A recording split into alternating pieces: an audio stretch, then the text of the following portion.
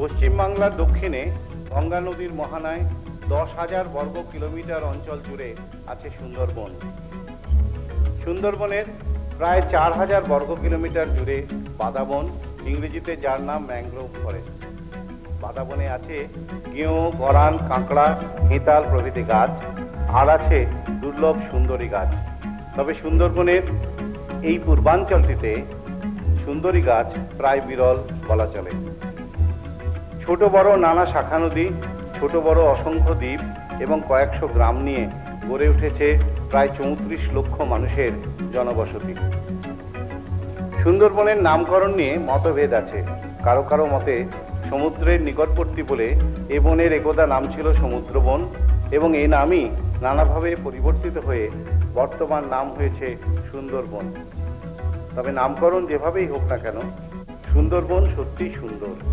দেখার সুযোগ যাদের হয়েছে তাদের সকলেই এ বিষয়ে একমত হবেন, সন্দেহ নেই।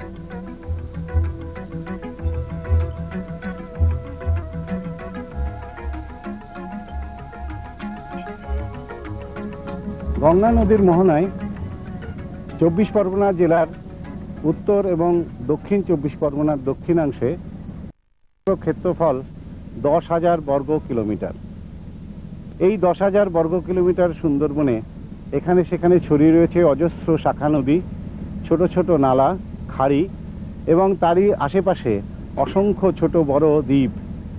পরগনার দক্ষিণাঞ্চল জুড়ে 5,500 বর্গ কিলোমিটার এলাকায় মানুষের বসতি। সুন্দরবন কোথাও ভাঙে, আবার কোথাও বা নতুন চর ওঠে। এখানকার জনবসতি অঞ্চলের মানুষের জীবিকা মাছ ধরা, বছরে একবার চাষ করা। সমুদ্রবন এবং এই নামই নানাভাবে পরিবর্তিত হয়ে বর্তমান নাম হয়েছে সুন্দরবন। তবে নামকরণ যেভাবেই হোক না কেন, সুন্দরবন সত্যিই সুন্দর। দেখার সুযোগ যাদের হয়েছে তাদের সকলেই এ বিষয়ে একমত হবেন, সন্দেহ নেই।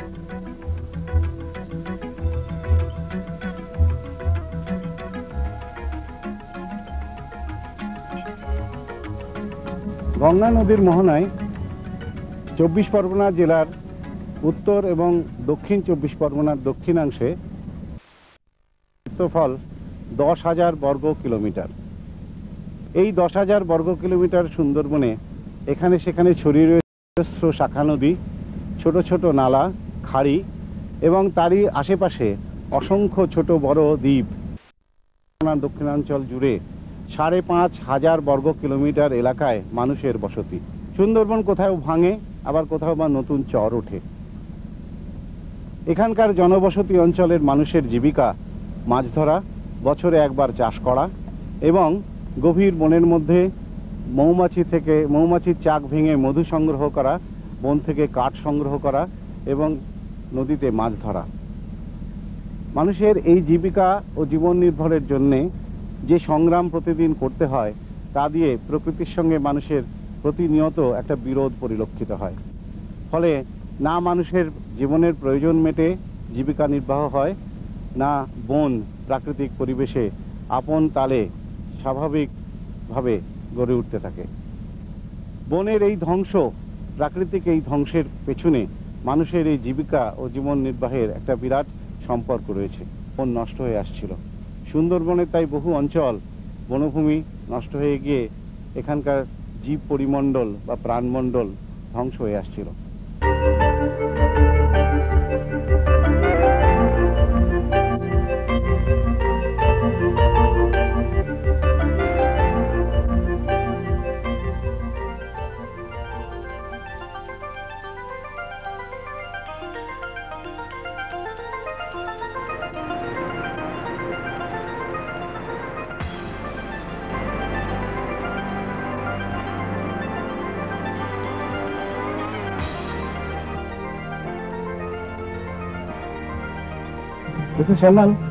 বায়োস্ফিয়ার বা প্রাণমণ্ডল বলতে কি বোঝায়? প্রাণমণ্ডল হচ্ছে যেখানে সবকিছু নিয়ে প্রাণী জগৎ একটা জীবন্ত সত্তা এবং অস্তিত্ব নিয়ে থাকে। এখনো পর্যন্ত যা জানা গেছে যে পৃথিবী হচ্ছে একমাত্র উপগ্রহ যার মধ্যে এই ধরনের প্রাণমণ্ডলের অস্তিত্ব রয়েছে। আর যেমন ধরুন আমাদের এখানে পৃথিবীতেই থাকার ব্যাপারটা। কিভাবে থাকি আমরা? মাটি আছে, মাটির ওপরে আমরা রয়েছি, আমাদের মাটির তলায় পোকামাকড় কিছু রয়েছে, কিছু মিনারেলস রয়েছে, আবার আমরা যা ব্যবহার করছি তারপরে আমরা নিজেরা যেমন নিঃশ্বাস ছাড়ছি বা মাটি থেকে অন্য গ্যাস তৈরি হচ্ছে হয়ে বায়ুমণ্ডলে যাচ্ছে। তাহলে বিরাট পৃথিবীর মধ্যে, পৃথিবীটাকে যদি একটা ডিম ভাবি, তাহলে শুধু ডিমের খোলাটুকু যেন তার মধ্যে এই প্রাণমণ্ডলটা রয়েছে। এই পুরো জিনিসটার আদান প্রদানও চলছে। সবই এই যে তিনটে জায়গা বললাম, যে বায়ুমণ্ডল, পৃথিবী এবং আমাদের নিচটা লিথোস্ফিয়ার, অ্যাটমসফিয়ার, আর আমরা যেখানে রয়েছি জিওস্ফিয়ার, এই কটা মিলিয়ে যেন প্রাণমণ্ডলটা তৈরি হয়েছে। আচ্ছা, সুন্দরবনে এরকম একটা বায়োস্ফিয়ার বা প্রাণমণ্ডল তৈরি করা হয়েছে বিশেষভাবে, সেটার কি উদ্দেশ্য? এর বিশেষ উদ্দেশ্য হলো যে প্রাণমণ্ডল দেখা যাচ্ছে যে আস্তে আস্তে মানুষ যেন একে একটু একটু করে ধ্বংসও করছিল। মানে মানুষের কার্যকলাপের জন্য এই প্রাণমণ্ডল বিশেষভাবে অসুবিধায় পড়ে যাচ্ছিল। সেটা বুঝতে পেরেই 1970 সালের পর থেকে একটা বিশেষ জাগরণের সৃষ্টি হয়। এটা সারা পৃথিবী জুড়েই জাগরণটা সৃষ্টি হলো যে কি করে এই ব্যাপারটাকে রক্ষা করা যায়। তাতে সারা পৃথিবীকে 139টা ভাগে ভাগ করা হলো, যার মধ্যে সেই আদিম পৃথিবীর যে সত্তা নিয়ে যে সমস্ত জায়গাগুলো রয়েছে, সে বনজগত হতে পারে বা জলের জগত হতে পারে। তো এই ধরনের জায়গাগুলোর মধ্যে 12টা জায়গা সুন্দরবনে এই প্রাণমণ্ডল করার প্রধান উদ্দেশ্য ছিল যে কি করে এই সত্তাটাকে বাঁচিয়ে রাখা যায় এবং তার মধ্যে দেখানো যায় যে কতটা মানুষের কার্যকলাপের ফলাফল এখানে দেখা যায়।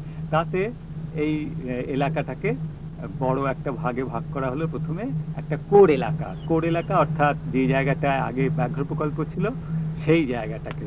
তারপরে সেই এলাকার চারপাশে আবার জঙ্গল রয়েছে, কাজে সেই জঙ্গলের মধ্যে থেকে মানুষ যারা তার চারপাশে রয়েছে তাদেরও কিছুটা দরকার আছে, আবার জঙ্গলটাকেও বাঁচাতে হবে। সেই জায়গাটাকে নাম দেওয়া হলো ম্যানিপুলেশন এলাকা, অর্থাৎ সেই জঙ্গলটাকে ভালো করে রাখার ব্যাপারটা। সুন্দরবনের এই যে 34 লক্ষ মানুষ রয়েছে 5500 বর্গ কিলোমিটার এলাকা জুড়ে, এদের জীবন এবং জীবিকার জন্য নানান রকমের চিন্তাধারা এবারে নেওয়া হয়েছে। শুধু চিন্তাধারা নয়, সেটা কার্যকরীও করা শুরু হয়েছে। যেমন প্রথমত শুরু হলো এখানে মৌমাছির চাষ করা। মৌমাছির চাষটা খুবই ভালো হয় সুন্দরবনে, বিশেষ করে খানিকটা সময়, যেমন পুরো গরমকালটায় খুব ভালো হয়। দ্বিতীয় হয়েছে আর একটা, সেটা হচ্ছে মাশরুম কালচার বা ছাতুর চাষ। মাশরুম কালচারের পক্ষে সুন্দরবন একটু ভেজা জায়গা, সেদিক থেকেও বেশ ভালো জায়গা এবং আগে ছিল না এটা, কাজেই সেদিক থেকে এটা অনেকটাই সুবিধা হয়েছে দারিদ্র মোচন করার জন্য। তারপরে হলো প্রন কালচার বা অ্যাকোয়া কালচার যাকে বলি। সুন্দরবন তো বাগদা চিংড়ির জায়গা, আমরা সবাই জানি।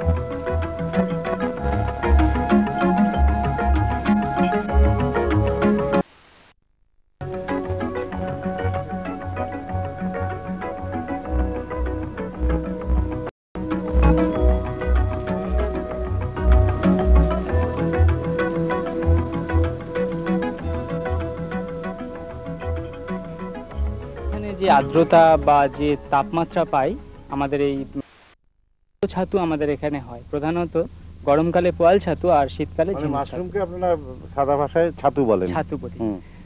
তো এখানে দুটো ছাতু হয়, প্রধানত গরমকালে পোয়াল ছাতু আর শীতকালে ঝিনুক ছাতু। তো এই ঝিনুক ছাতু চাষ করার জন্য আমরা এখন শীতকালের সূচনায় এসেছি। তো ঝিনুক ছাতু চাষ করতে গেলে আমরা যে বীজটা ভাগ করে নিই, বীজ আর খড়, তো আপনার যে 10 কেজি খড় বিচালি, আর তার সাথে লাগে 5 প্যাকেট বা 200 গ্রাম করে প্যাকেট হয়, 200 গ্রাম করে 5 প্যাকেট বীজ। তো প্রথমে আমরা বিচালিটাকে শুকিয়ে নেওয়া হয় যতক্ষণ পর্যন্ত মানে বেশি জল না থাকে, অতিরিক্ত জল বার করে দেওয়া হয়। তারপরে এই জলে এই বিচালিকে 4 ভাগে ভাগ করা হয় এবং বীজ 5 প্যাকেট বীজ নেওয়া হয়। তো তারপরে আমরা প্রথমে বিচালি আর বীজ মিশিয়ে মাচায় তুলে দিই, তারপরে বীজ দেই, তারপরে বিচালি, তারপরে বীজ, তারপরে বিচালি এবং সব থেকে উপরে আবার বীজ আর বিচালি মিশিয়ে আমরা পেতে দিই। তারপরে এটাকে কালো পলিথিন দিয়ে আমরা এটা মুড়ে রাখি, মোটামুটি দিন 18 পর্যন্ত এটা মোড়া থাকে। তো এই 18 দিনের মাথায়, 18 দিনের মধ্যে বীজের মধ্যে যে মাইসিলিয়াটা থাকে, সেই মাইসিলিয়া বা অনুসূত্রগুলো খড়ে চলে যায়, খড় থেকে খাদ্য গ্রহণ করে এবং সেখানে তারা বৃদ্ধি পায়। তো 18 দিনের মাথায় এটা খুলে দেওয়া হয়, পলিথিনটা খুলে দেওয়া হয় এবং তারপর নিয়মিত প্রয়োজন মতো জল দেওয়া হয়। এই জল দেওয়ার পরে 3 থেকে 4 দিনের মাথায় ছাতু উৎপন্ন হতে শুরু করে। কতটা হয়? আমি যে বেডটার কথা বললাম, অর্থাৎ 5 ফুট 2 ফুট, সেখানে 10 কেজি আমার বিচালি লাগছে আর 5 প্যাকেট 200 গ্রাম করে বীজ লাগছে, সেখানে আমাদের উৎপন্ন হয় 10 কেজি থেকে 15 কেজি মতো ছাতু। তো কিরকম আয়ের দিক থেকে কতটা হচ্ছে? আয়ের দিক থেকে দেখতে গেলে এটা আশ্চর্য শোনায়, যদিও মাশরুমে 100% লাভ থাকে। 100 টাকা খরচ করলে 200 টাকার প্রফিট হয়, কারণ 200 আপনার টাকা বিক্রি করে 200 টাকা 200 টাকা বিক্রি করে 100 টাকা লাভ থাকে। এটা কি পুরোপুরি জীবিকা কেউ করতে পারেন? নিশ্চয়ই পারে। এখন আমাদের হুগলি জেলায় অথবা নদিয়া জেলায় অনেকে এটাকে আপনার জীবিকা হিসেবে গ্রহণ করছে। আমাদের গত মাসে কার্শিয়াং একটা প্রজেক্ট ছিল, সেখানে আমরা লোকেদের উৎসাহ দিয়ে এসেছি, তারা ওখানে চিন্তা ভাবনা করছে। তো এটা আপনারা যদি বিদেশের দিকে দেখেন, সেখানে অনেকেই বড় বড় ফার্ম আছে, সেখানে মানে পুরোপুরি এটা জীবিকা হিসেবে এবং সেখানে অনেক লোক কাজ করে সেই ফার্মে। আমাদের দেশে আপনার সোলান ইত্যাদি অঞ্চলেও এটা বিরাট বিরাট ফার্ম আছে। আচ্ছা, আপনাকে বন বিভাগ কি সাহায্য করছেন? বন বিভাগ আমাদের যাতায়াতের খরচ, থাকার খরচ এবং উৎসাহটা দিচ্ছে প্রধানত। মাশরুম বা ছাতুর চাষ হচ্ছে এখানে, এবং সেটা শেখানো হচ্ছে গ্রামবাসীকে। এখানে বন বিভাগের কি ভূমিকা? বন বিভাগের ভূমিকা হচ্ছে, এখানে আমরা একটা জিনিস লক্ষ্য করছি যে সুন্দরবনের মানুষ একটা মানে এদের অর্থনৈতিক অবস্থা খুবই খারাপ। অর্থনৈতিক অবস্থা খুব খারাপ হওয়ার জন্যে এরা বেশিরভাগ জঙ্গলের উপর নির্ভর করে এবং ভীষণভাবে জঙ্গল ধ্বংস চলছে বা এরকম আরম্ভ হয়েছে।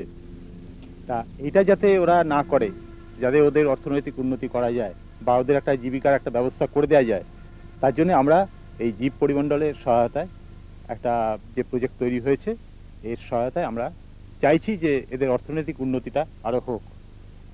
এর সঙ্গে আমরা মাশরুমের সঙ্গে এপিকালচার, মেরিকালচার অনেক কিছু করছি।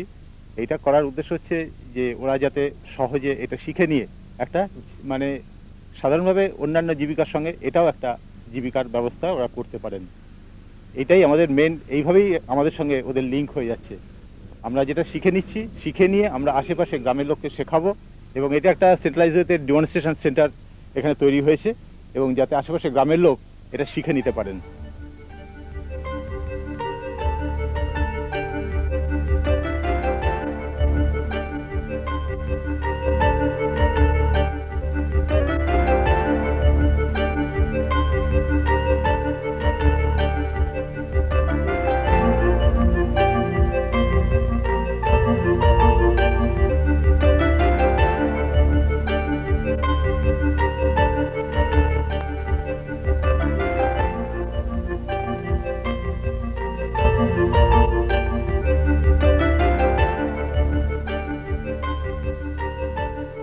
আমাদের এই 24 পরগনা ডিভিশনে ফরেস্টে মধু পাওয়া যায়।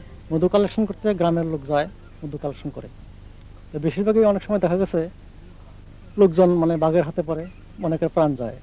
তার জন্য যাতে মধু কালেকশন করতে মানুষ জঙ্গলে না যায়, বাইরে কালেকশন করতে পারে, তার জন্য আমরা বাইরে এই হানি কালেকশনের একটা ব্যবস্থা করেছি। তা আমাদের সুদক্ষ ট্রেনিং যারা দেয় তাদের কাছ থেকে আমাদের লোক পাঠিয়ে ট্রেনিং নিয়ে এসেছি। সুন্দরবনে আছে নানা ধরনের দুর্লভ প্রাণী। এমন একটি প্রাণীর নাম মেছো বিড়াল বা ফিশিং ক্যাট। সাঁতার ও হিংস্রতায় এ বিড়াল ছোটখাটো বাঘের সমতুল।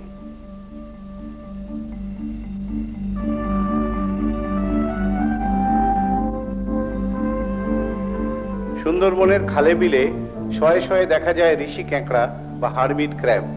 বাল্যকালেই এরা নিরাপদে আশ্রয় নিয়ে নেয় মরা শাঁখের খোলে।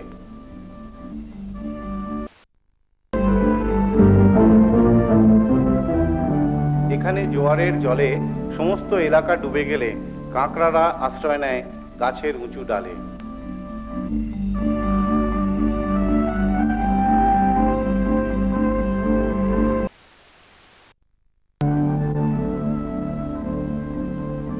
সামুদ্রিক বড় কাঁকড়া অত্যন্ত সুখাদ্য হিসেবে সারা পৃথিবীতে সমাদৃত। সুন্দরবনের গ্রামে গ্রামে এ জাতীয় কাঁকড়া চাষের পরিকল্পনা নেওয়া হয়েছে।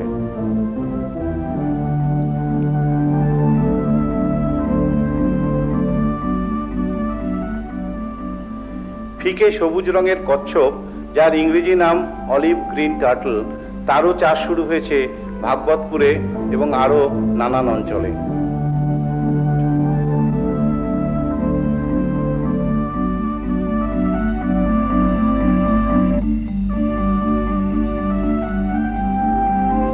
পরিকল্পনা নেওয়া হয়েছে ঝিনুক চাষের। জোয়ারের জলে অজস্র ঝিনুক এসে আশ্রয় নেয় ইট পাথরের গায়ে। সুস্বাদু এবং উঁচু খাদ্য মানে ভরা এই ঝিনুকের চাষ শুরু হলে সুন্দরবনবাসী লাভবান হবেন সন্দেহ নেই।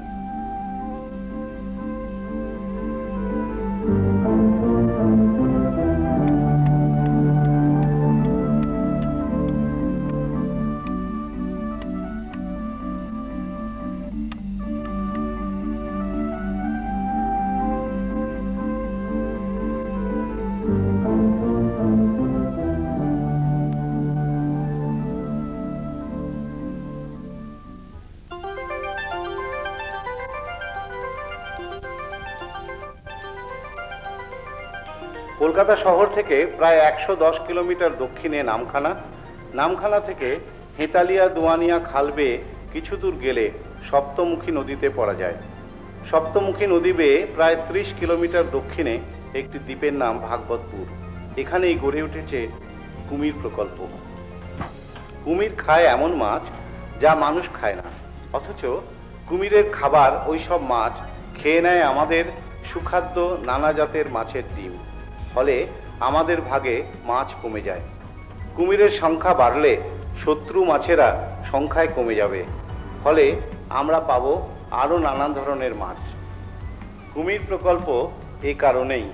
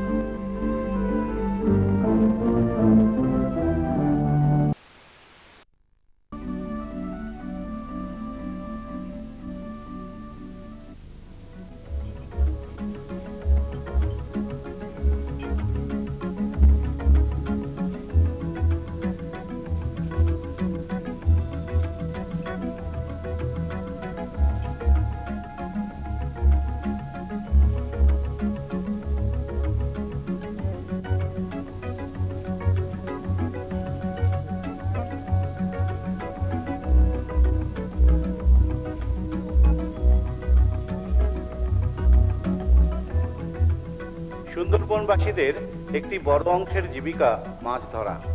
নানান ধরনের চিংড়ি মাছের চাষ বাড়ানোর জন্য পরিকল্পনা ও কাজ শুরু হয়েছে সুন্দরবনের কয়েকটি অঞ্চলে।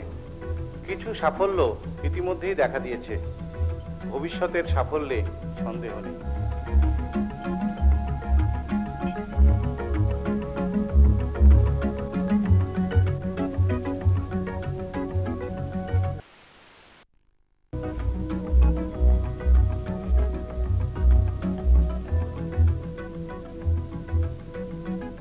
ঈশ্বর দাস, গত 2 দিন ধরে আমরা সুন্দরবনের বিভিন্ন অঞ্চল ঘুরলাম আপনার সঙ্গেই, এবং চারিদিকে দেখছি যে বাঁধ ভেঙে পড়েছে অনেক জায়গায়। কোথাও কোথাও বাঁধ আপনারা তৈরি করছেন, কিন্তু বেশিরভাগ অঞ্চলেই ভেঙে গেছে। এই ভাঙাটাকে রোধ করার জন্যে কেনই বা চেষ্টা করছেন? দেখুন, এই বাঁধ ভাঙা সুন্দরবনের নদীর এলাকাতে এটা তো একটা প্রাকৃতিক অ্যাকশন আর কি, যে এদিকে ভাঙছে ওদিকে গড়ছে, এটা হবেই।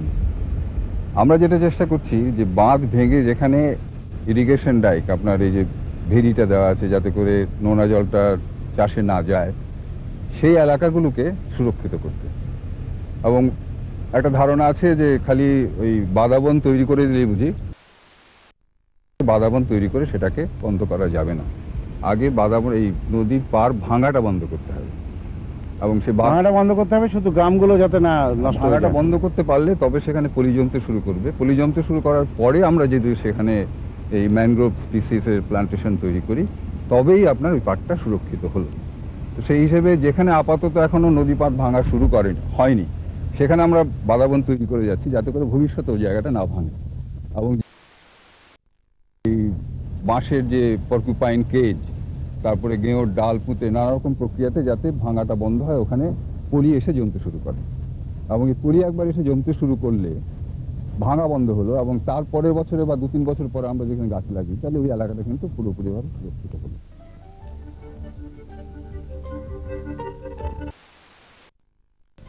সুন্দরবন বায়োস্ফিয়ার আপনারা তো জানেনই, এটা ম্যানগ্রোভ বায়োস্ফিয়ার। তাই আমাদের ম্যাক্সিমাম স্ট্রেস বা অ্যাটেনশন দেওয়া হয়েছে এই ম্যানগ্রোভ স্পেসিসের ওপরই। তো এখানে আমাদের প্ল্যান্টেশন করবার মতো জায়গা রয়েছে। আমরা যা দেখলাম, নদী বাঁধ প্রায় এখানে 3500 কিলোমিটার, তার পাশে প্রায় 35,000 থেকে 45,000 মতো এই বাঁধ বরাবর জায়গা নিচে খালি পড়ে রয়েছে, নতুন চড়া জেগেছে। এত হেক্টর, 35 থেকে 45,000 হেক্টর জমি। সেই জায়গায় কি হতে পারে আমরা গত বেশ কয়েক বছর যাবত চেষ্টা করে দেখলাম, একমাত্র ম্যানগ্রোভ স্পেসিসই করা সম্ভব, এবং তার টেকনোলজি আমরা মোটামুটি কয়েক বছরের চেষ্টায় আমরা আয়ত্তাধীন করেছি। আমি দেখছি 85 সাল থেকে যদি আপনারা গাছ লাগিয়ে থাকেন, বেশ ভালোই বনভূমি তৈরি হয়েছে। এখানে শুরু হয়েছে প্রায় 82-83 সাল থেকে, তবে গত 10 বছর আমরা করতে পেরেছি মাত্র 700 হেক্টর। কিন্তু এই 1 বছর বায়োস্ফিয়ার যা হওয়ার পরেই আমরা প্রথম বছরেই আমরা টেকনোলজি আয়ত্তাধীন করে 800 হেক্টর করেছি প্রথম বছরেই।